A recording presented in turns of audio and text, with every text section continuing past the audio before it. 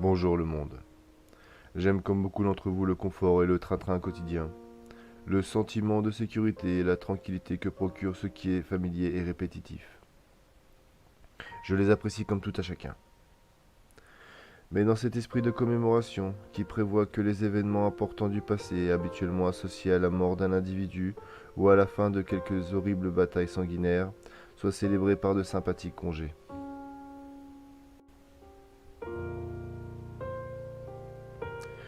Je pense que nous pouvons célébrer le 30 juin, jour hélas oublié en consacrant un court instant de notre vie quotidienne à nous asseoir et à bavarder un peu.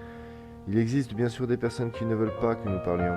Je soupçonne qu'en ce moment même, des ordres sont aboyés dans des téléphones et que je vais être censuré ou même tué. Je crois que parce que même si on peut substituer la matraque à la conversation, les mots conserveront toujours leur pouvoir.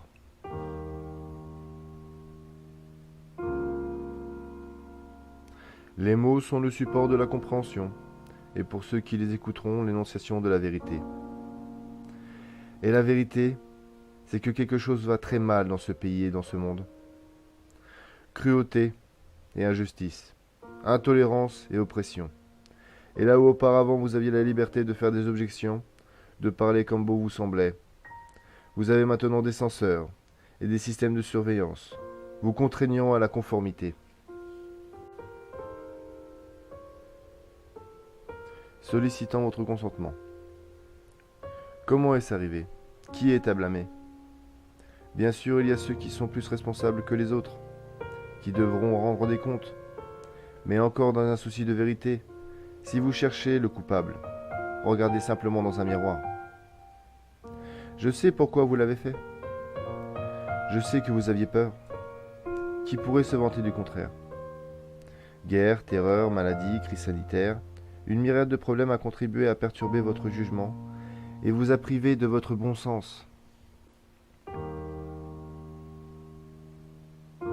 La peur a pris ce qu'il y avait de meilleur en vous. Et dans votre panique, vous vous êtes tourné vers vos politiques, corrompus par un système vérolé. Ils ont promis de l'ordre, et vous ont promis la paix. Tout ce qu'ils vous ont demandé en échange, c'est votre consentement silencieux et docile. D'autres avant moi ont essayé de lancer l'alerte. Mais ils sont morts ou en prison. Je pense à Claire Sévrac, Tepa, Corinne Gouget, Hugo Chavez, Tupac, Coluche et bien d'autres.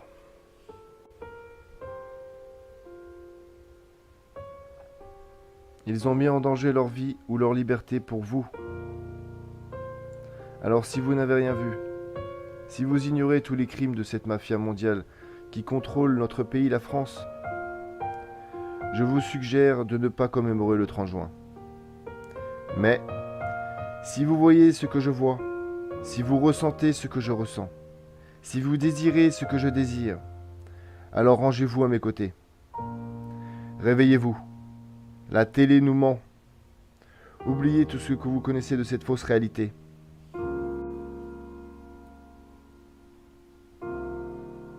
On vous a menti toute votre vie. Là, c'est à vous de faire quelque chose. C'est l'heure de vous réinformer, car bientôt la censure sera partout. Et vous serez tous condamnés à obéir ou à mourir. Les camps FEMA sont une réalité. Si vous ne faites rien, nous sommes tous condamnés. Réveillez-vous, bon sang. Vous n'êtes pas votre travail, votre compte en banque, ni votre putain de voiture. Vous êtes des êtres humains bons.